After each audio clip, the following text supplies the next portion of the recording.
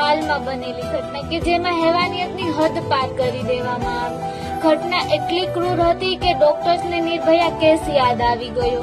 ભરૂચ જિલ્લાના ઝઘડિયામાં પરપ્રાંતિય શ્રમિકો કોલોની અથવા તો પડાવોમાં વસવાટ કરતા હોય છે, જ્યાં 10 વર્ષની બાળકી તેના ઘરમાં હતી અને પડોશી આવીને તેનું અપહરણ કરીને લઈ ગયો અને કોલોનીની પાછળ અવાવરૂ જગ્યામાં તેની સાથે દુષ્કર્મ આચર્યું.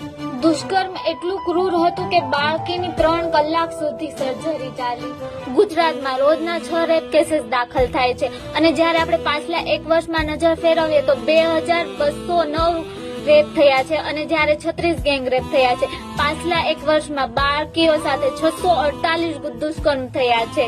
જ્યાં બાળકીઓ જ સુરક્ષિત નથી તો ત્યાં મહિલાઓ કઈ રીતે સુરક્ષિત રહેવાની છે? એટલે તે વ્યક્તિને ફાંસીની સજા આપી દેશો, પણ બાળકીના માનસ પટલ પર જે અસર થઈ છે તેને કઈ રીતે દૂર કરશે?